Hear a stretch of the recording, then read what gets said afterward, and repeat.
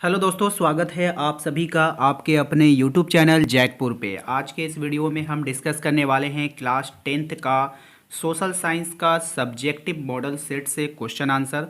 जैसा कि आप लोगों को पता है, आप लोगों का जो एग्ज़ाम होने वाला है वो सब्जेक्टिव एंड ऑब्जेक्टिव बेस पर होगा। पहले आप लोगों को 40 नंबर का ऑब्जेक्टिव पूछा जाएगा, फिर से आपका 40 नंबर का सब्जेक्टिव पूछा जाएगा। तो अभी तक आप लोगों का मॉडल सेट जारी नहीं हुआ है, तो मॉडल सेट में कोई भी परिवर्तन नहीं होगा। मैं आप लोगों को यकीन दिलाना चाहता हूं कि जितने भी सवाल आप लोगों के मॉडल सेट में तैयार किए जाते हैं या फिर जितने भी सवाल आप लोगों से पूछे जाते हैं वो आपके बुक से ही पूछे जाते हैं। और ये वाला जो मॉडल सेट है 2022 वाला, ये जो मॉडल सेट आप देख पा रहे हो ये भी आपके जैक बोर्ड के द्वारा ही तैयार किया गया है। तो कोई क्वेश्चन आपका आसमान से उड़कर नहीं आएगा। आप लोग इसी सब सवालों का तैयारी कीजिए, यही सब सवाल क्वेश्चन जो है वहाँ पे रिपीट होगा।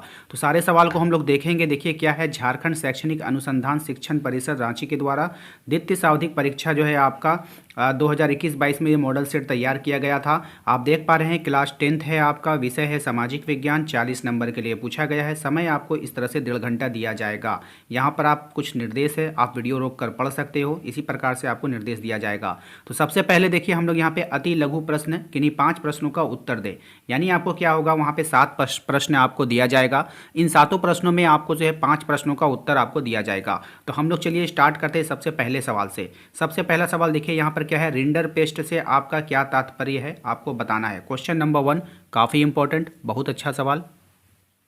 तो चलिए इसके आंसर को हम लोग देख लेते हैं।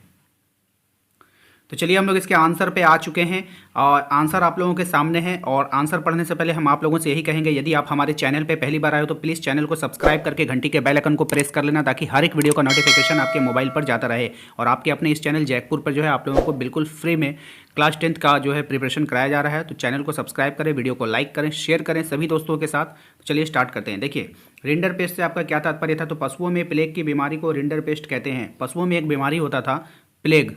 कौन सी बीमारी? प्लेग। देखिए यहाँ पे प से पशु, प से प्लेग, प से पशु, प से प्लेग, याद रखेंगे। पशुओं में प्लेग की बीमारी को क्या कहते थे? Rinder paste. पशुओं में प्लेग की बीमारी को क्या कहते हैं? Rinder paste. अब आपको अगर याद रखने में थोड़ा सा कन्फ्यूजन होता है तो रिंडर से रेनडियर आप याद रखिए, जो हिरन होती है, तो आप उसको याद रखिए, वो भी एक पशु है, ठीक है ना। तो ध्यान देना है कि पशुओं में प्लेग की बीमारी को क्या कहते हैं? रिंडर पेस्ट कहते हैं। जिससे 1890 के दशक में, आप इस तरह से भी लिख सकते हो 1890, ठीक है, ऐसा नहीं कि हिंदी में ही लिखना है।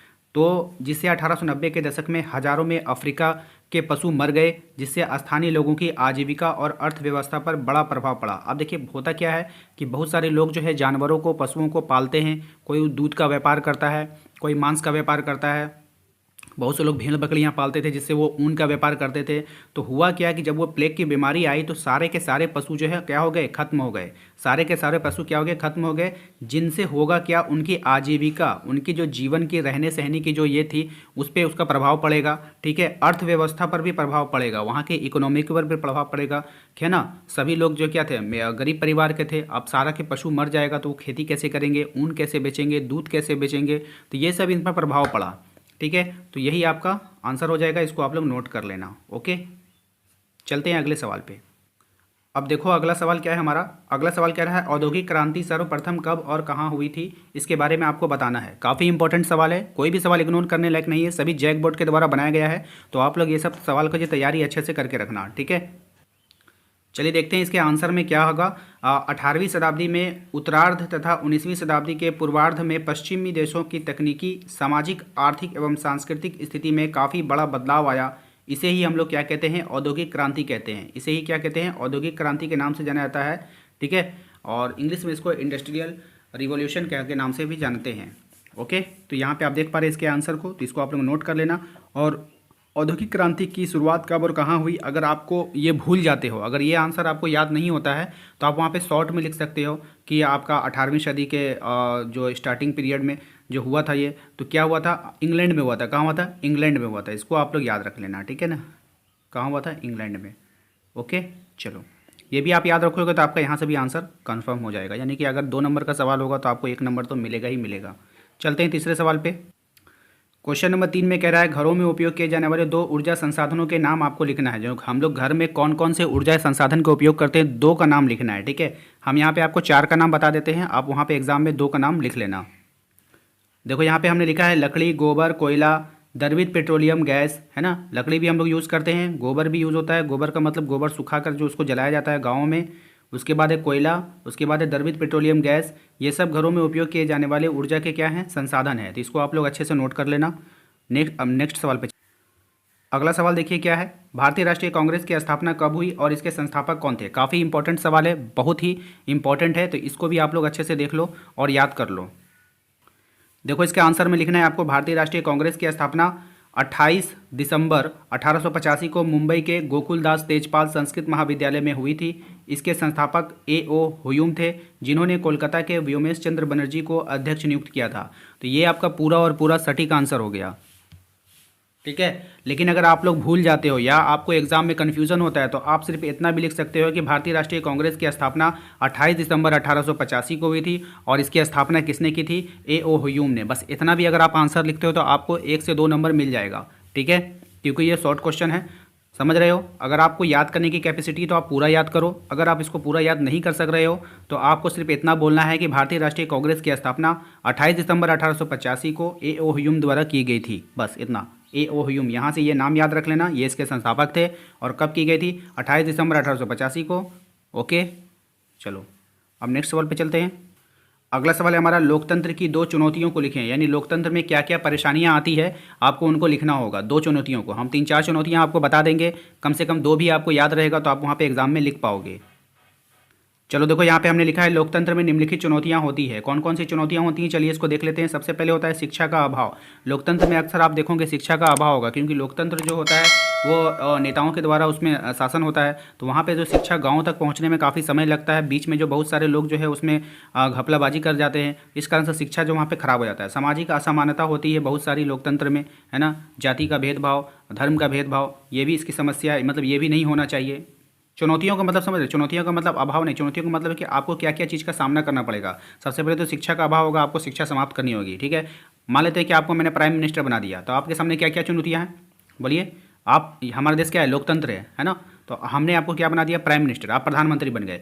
अब आपके सामने क्या क्या चुनौती है, सबसे पहले आप सोचोगे मैंने शिक्षा का अभाव को खत्म करना है, सबसे पहले सबको शिक्षा देंगे, ये एक पहला चुनौती। दूसरा, सामाजिक असमानता, लोग आपस में लड़ रहे हैं, धर्म के आधार पर, जाति के आधार पर भेदभाव कर रहे हैं, आपको उसको समाप्त करना है, ये दूसरा चुनौती है आपके सामने। आर्थिक असमानता, कोई गरीब है कोई अमीर है, कोई गरीब अमीर जो है गरीब को नहीं देखना चाहता है, गरीब अमीर को नहीं देखना चाहता है, तो ये भी आपका जो है सामने चुनौती हो गया। मतदान का दुरुपयोग, जहाँ जहाँ वोटिंग होगा वहाँ पे लोग जो इसका दुरुपयोग करेंगे, एक ही वोट बार बार डालेंगे, कोई दूसरे का वोट आकर डाल के चला जाएगा, तो ये सब मतदान का दुरुपयोग है। तो ये सब आपको जो है वहाँ पे चुनौतियों का सामना करना पड़ेगा, कहाँ पे, लोकतंत्र में, ठीक है। चलते हैं नेक्स्ट सवाल पे, देख लेते हैं क्या है। अगला सवाल है हमारा, मुद्रा को परिभाषित कीजिए, ठीक है। और नेक्स्ट सवाल है उसके बाद उदारीकरण से क्या था। दोनों सवाल हम लोग एक साथ देख लेंगे, तो आप लोग 2 क्वेश्चन देख लिए, लास्ट क्वेश्चन है आपका, एक क्वेश्चन नंबर 6, मुद्रा को परिभाषित करना है, और उसके बाद है हमारा उदारीकरण से आपका क्या तात्पर्य है। दोनों क्वेश्चन काफ़ी इंपॉर्टेंट होगा, चलिए दोनों का आंसर आपको बताते हैं। देखिए क्या है, मुद्रा पैसे या धन के उस रूप को कहते हैं, मुद्रा जो होती है पैसे या धन के उस रूप को कहते हैं जिससे दैनिक जीवन में क्रय और विक्रय होती है, यानी हम सामान खरीदते हैं और बेचते हैं, ठीक है।